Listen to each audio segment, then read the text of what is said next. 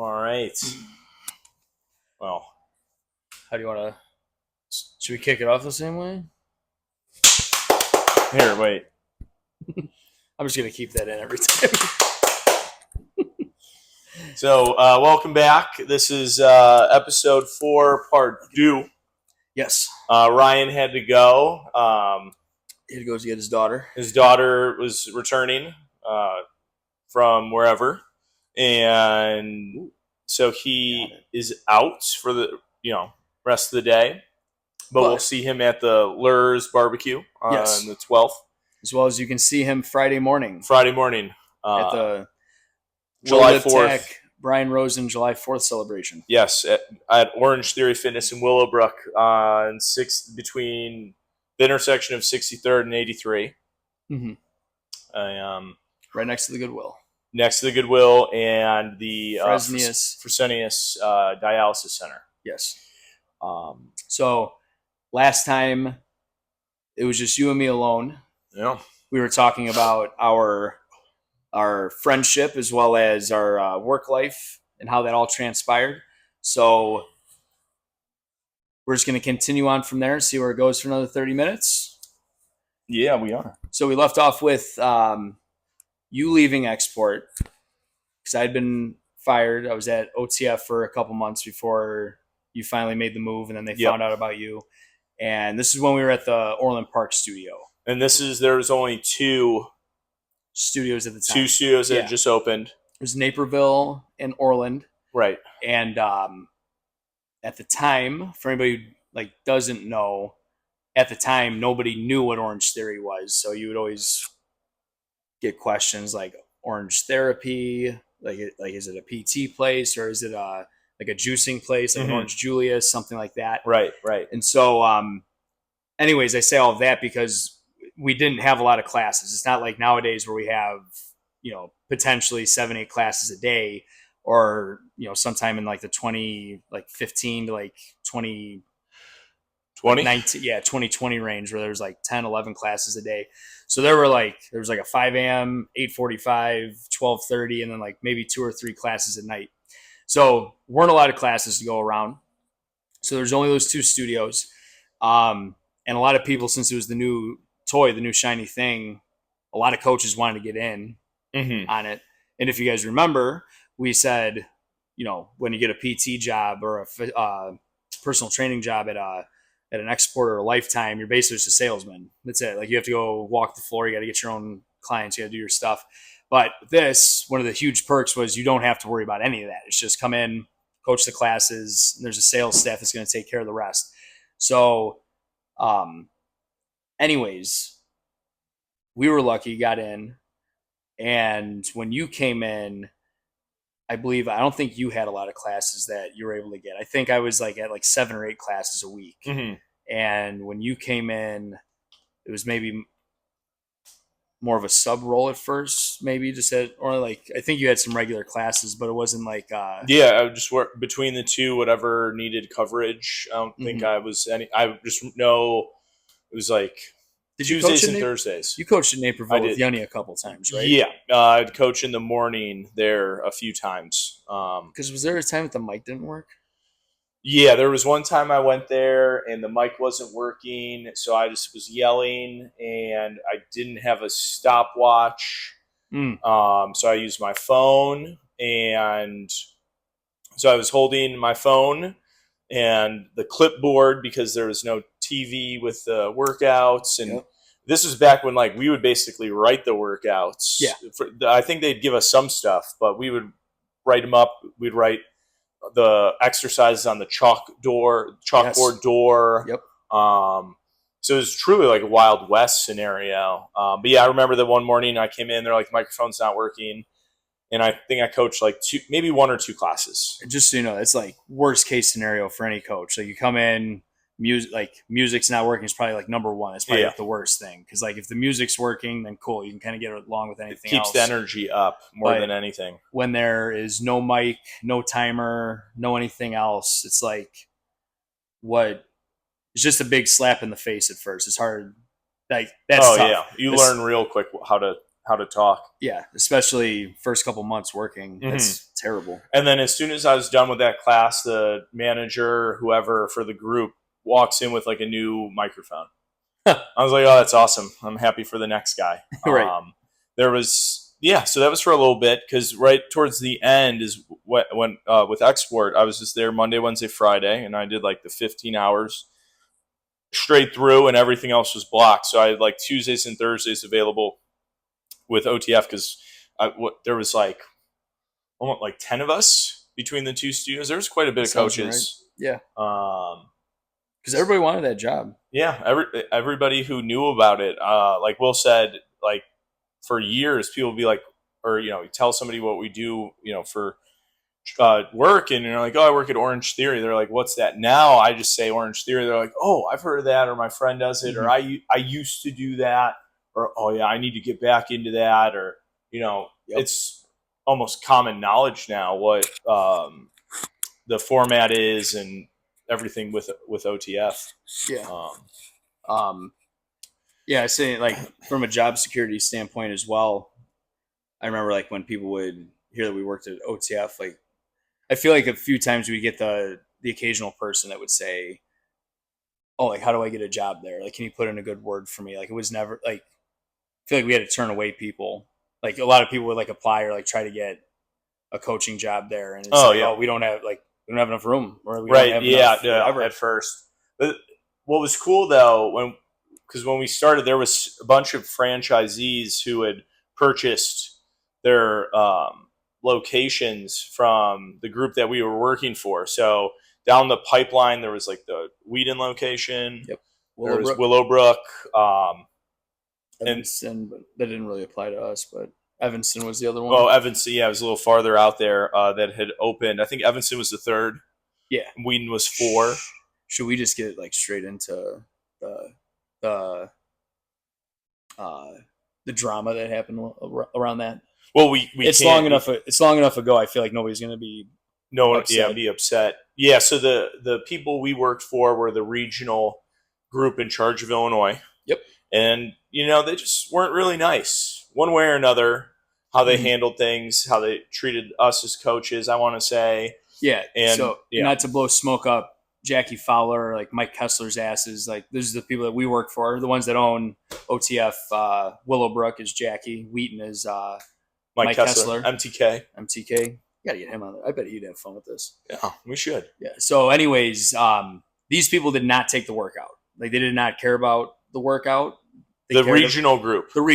Not those other owners. Yeah, the other owners actually, like they took the workout, loved it so much. Like, how do I open one up? I believe in this product. Right. The others that we worked for, I think Brad had taken a workout, to be fair. Like he would work out. Mm-hmm. After he first started or after it opened up, I don't feel like I saw it much more after that.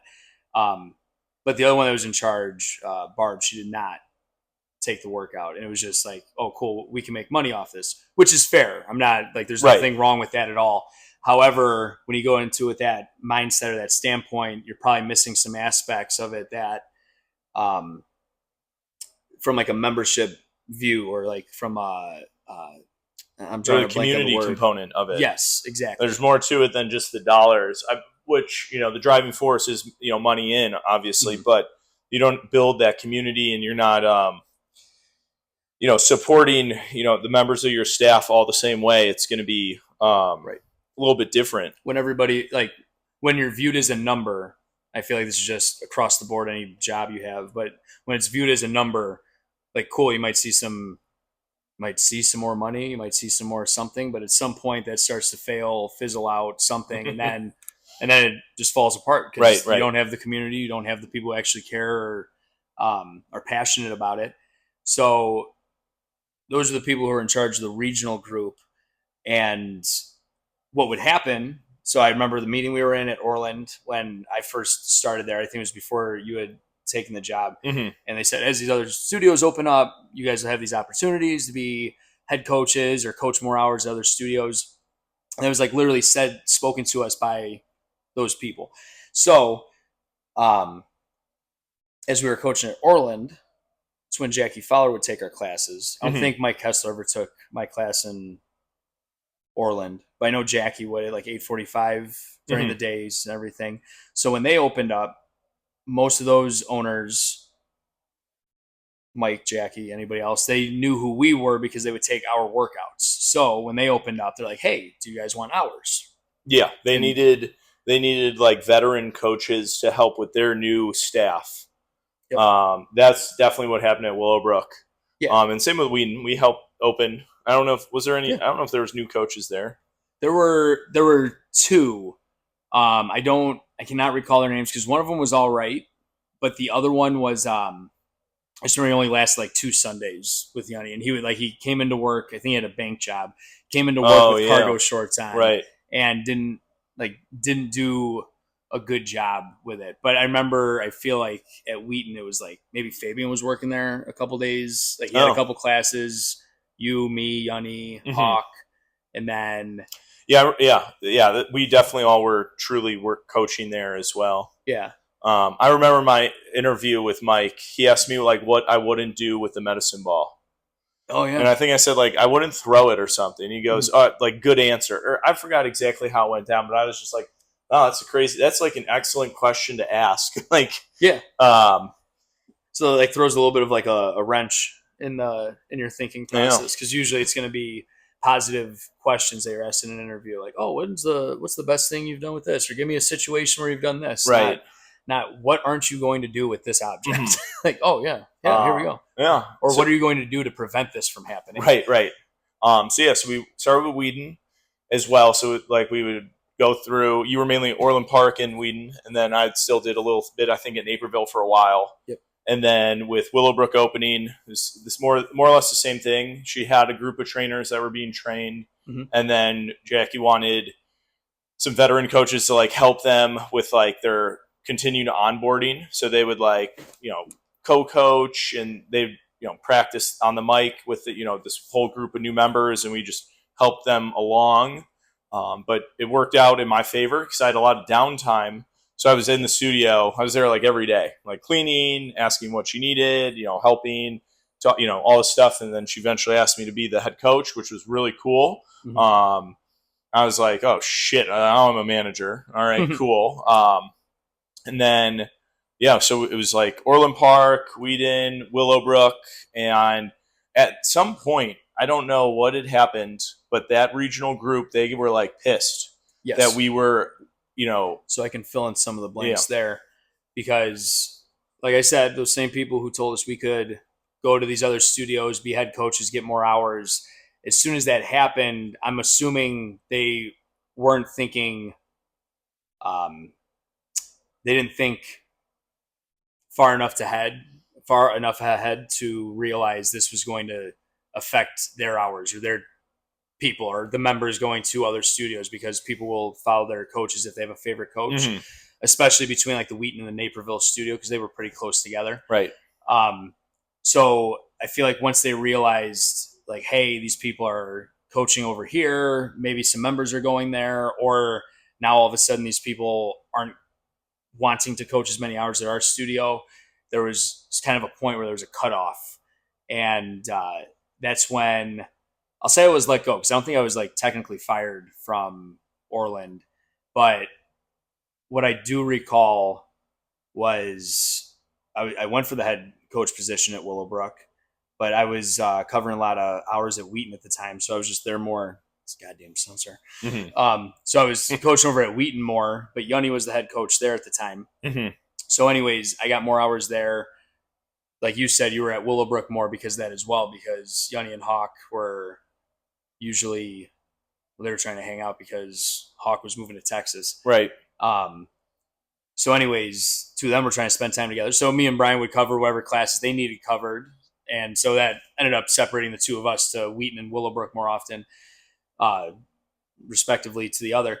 So anyways, at some point when I don't think I was offered head coach at Orland Park.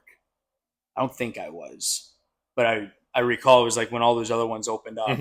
And I think the nail in the coffin for me at Orland was I said I was going to take classes at Wheaton, because I think at first I was just going to coach at Willowbrook, and I was just like helping at Wheaton. I forget exactly, but anyways, at some point I had a conversation with one of those bosses, and I said that. I remember before I walked out the door, they asked Jamie if she wanted to be head coach at Orland, and it was right after I'd had a conversation with them.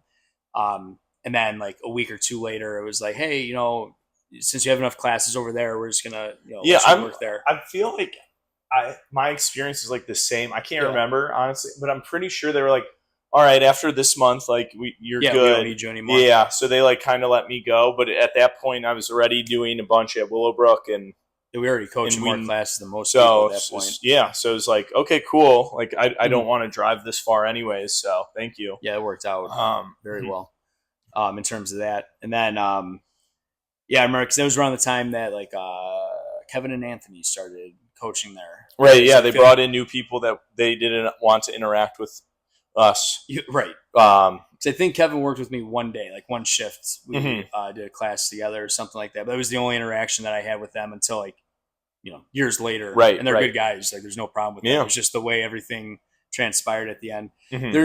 There's more, but it's more personal drama. We could say that for another time when we have Hawk on the couch with us. But, but yeah, the regional group was really good at burning bridges. That's true. Which I think brought together the franchise owners that we were continue to work for. Mike and Jackie. More so than anything else, it was having this common enemy. The enemy of my enemy is my friend. Yeah, and the friendship just exploded. Right, still friends today. Yeah, still share coaches. Do what we need to. What I do remember, and I don't think this is getting too personal with it, but I remember like one of the things they would always do is like Fabian was huge at the time. Right. Like, he was like number one coach, and he probably drew the biggest numbers. Mm-hmm. Very charismatic guy, very good on the mic. I don't have anything. He's great. Yeah, he's awesome. Yeah, I took it like a lot of the things I think about nowadays are things that he was telling me when I first started. Shout out to Fabian. But anyways, he would have the biggest classes, so they put him in charge of the region after Hawk had stepped down or whatever had happened with that. Mm-hmm. And that's Hawk's story to tell. But anyways, this is the mindset of those people is, this person is the best coach, so they should be in charge of everything. Mm-hmm. And not thinking necessarily about, are they a good manager? Do they want to do this? Mm-hmm. Do they have any experience in managing a whole territory of now like 7-8 studios where they're going to have to, do all this other stuff? I don't want to speak out of turn for Fabian, but I just don't know if that's what he wanted to do. He may have just wanted to coach classes. Right. Everybody's going to take a promotion. I don't know too many people are going to be like, oh, no, I'm good. I don't want the extra money. Right. But when you realize like, oh, shit, I have to do all of this. I need to go around to different studios. Now I can't coach as much. I know that would mess with me. Mm-hmm. Because there was a point where I wanted to work for corporate, and there was a position open for like a fitness template design or something like that. I remember talking to MTK about it. And he kind of talked me off the ledge for it because he's like, I see you coaching and you're obviously very passionate about this and you love doing this. Like, I just want you to know, like, if you were to take this job, you're probably going to be behind a desk, working with other people behind a desk, just like writing stuff up. Like, you're not going to be able to coach as much as you were. And if that's where your passion's at, then right, you should work on this because this is what you're going to go into. And it's like, and if this is what you want to do, then definitely go take the position or apply.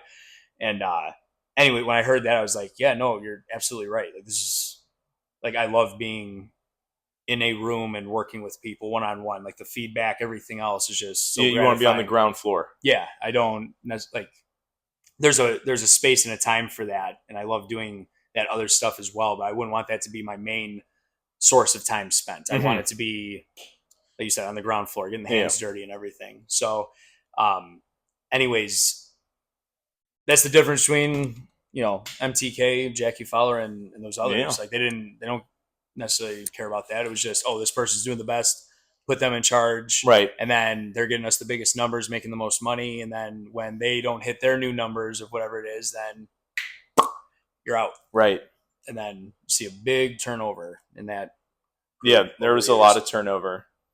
And the way that they handled things, their like meetings and bringing us together for our quote unquote like educational things they'd have us do wasn't always like that great. I felt like I think they would always not promote, but like talk about the very obvious concepts. They're like this, like, why did we meet for this? Yeah. Isn't this pretty?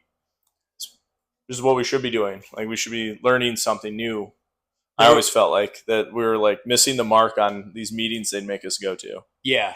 I feel like they had to do something. I'm not even trying to play devil's advocate. They had to do something. Right. And I mean, you and me were just talking about this, but I guess for us specifically, we always tried to, or just naturally are ahead of the times on fitness things that are coming up. Like, we're already doing stuff that like in 6 months is going to be part of like the Orange Theory template or something. Mm-hmm.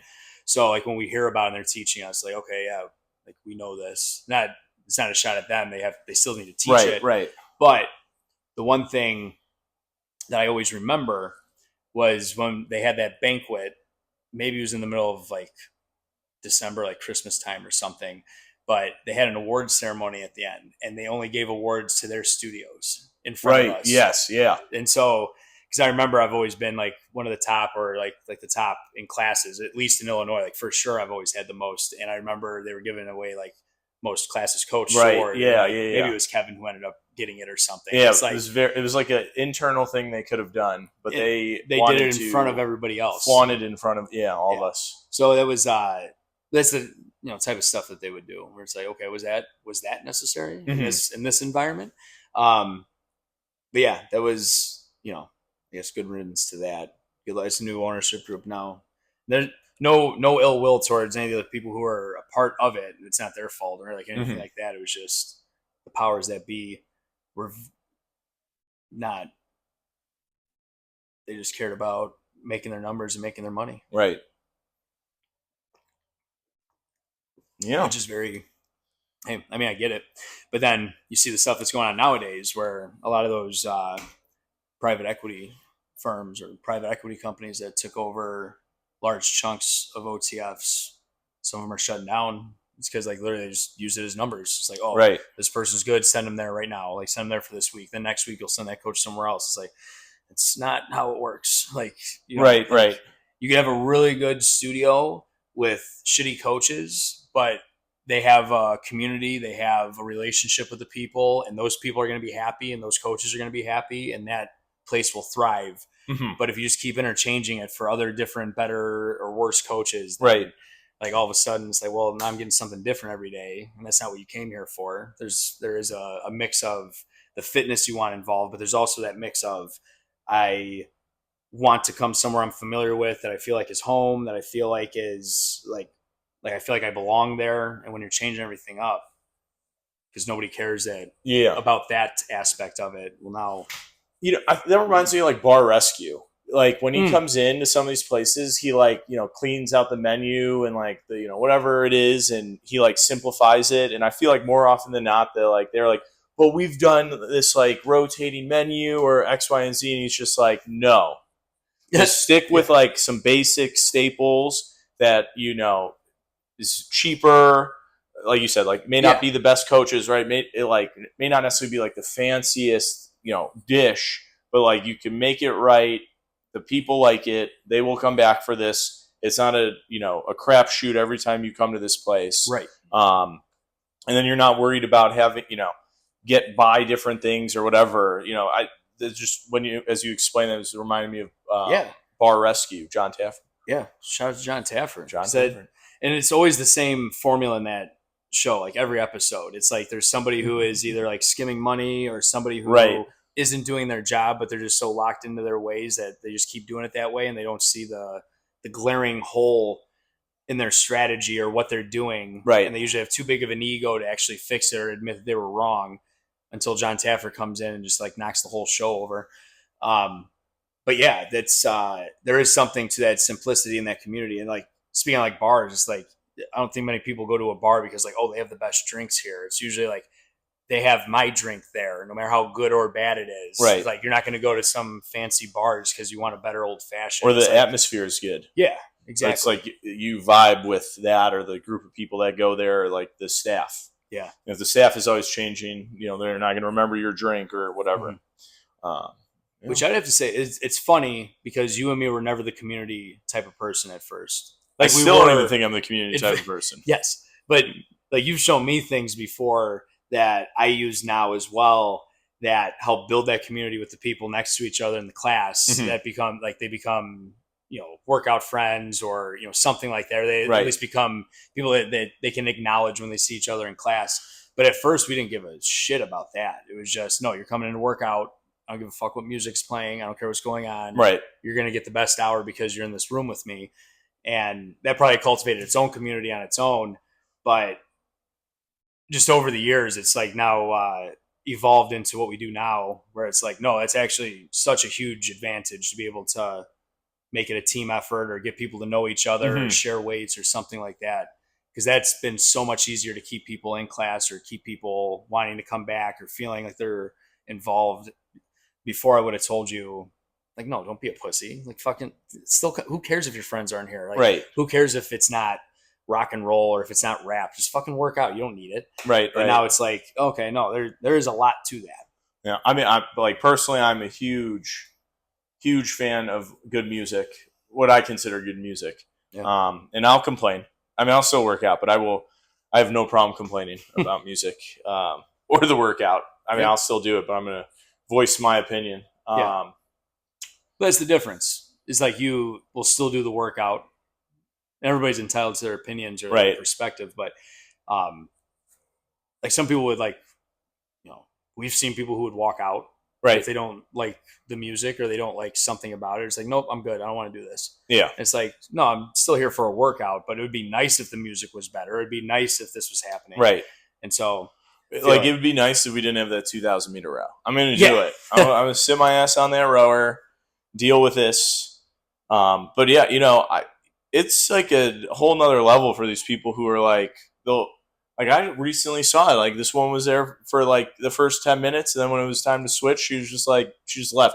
It didn't seem like there was an emergency. Mm-hmm. Maybe that was her plan all along. Or the other one was like, 2,000 meter row. All right.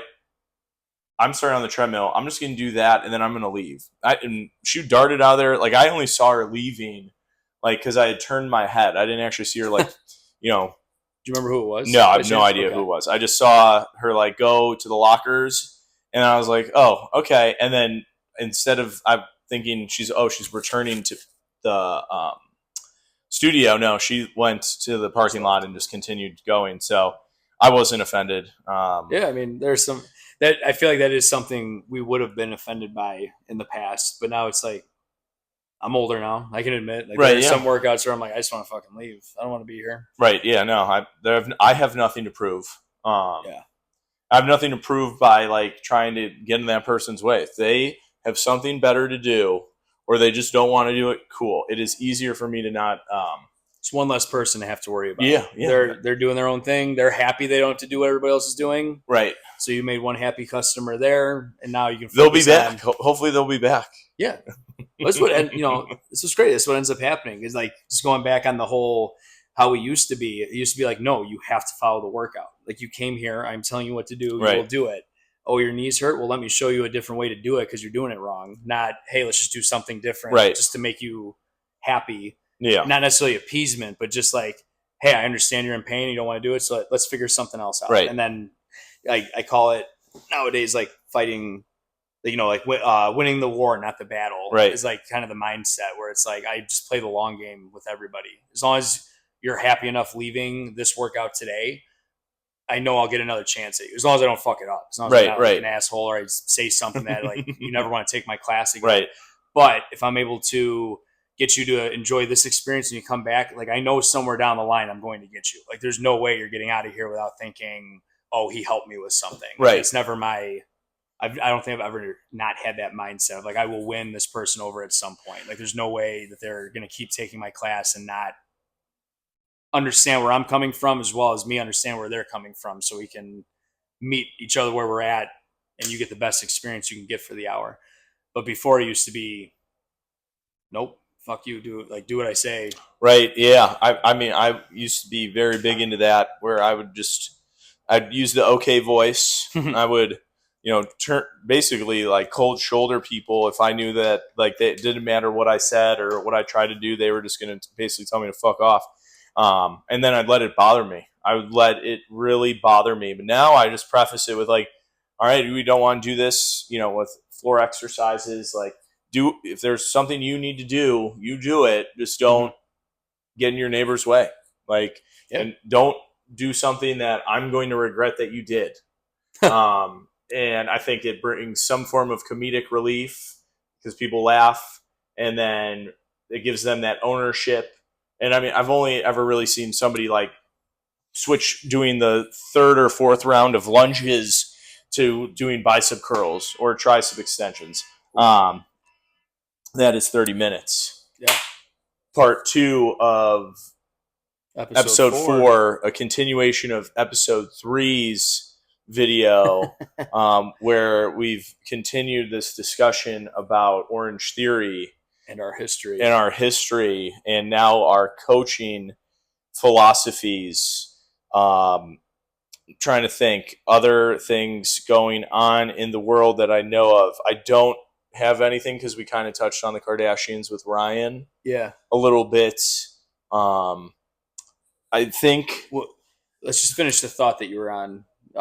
Yeah. When it comes to what I lost my train of thought with that fucking. We were basically how we've evolved, and. But you were specifically saying, like, people, hey, like, stay out of your neighbor's way. Yeah, you were saying, like, oh, somebody just want to do lunges on, like, the 4th round or something.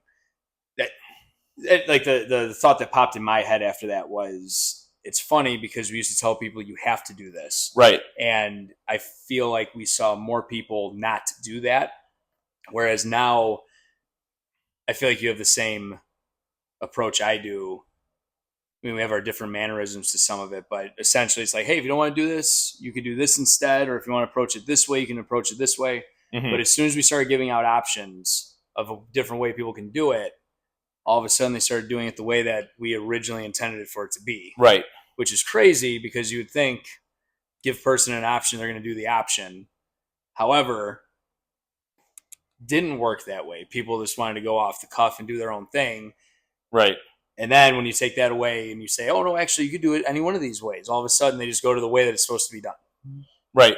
I don't fucking understand that. It's very aggravating. I'm glad it works, though. I'm glad we found a way that where it's like everybody's kind of getting what they want. But it's just funny to me that you can give people autonomy. Yes. Which, by the way, it is Eternal Autonomy Day, June 29th. Well, there we go. Hug Day, Hug Holiday, International Day of the Tropics, International Fisherman Day, International Mud Day, Log Cabin Day, National Almond Butter Crunch Day. Hang on.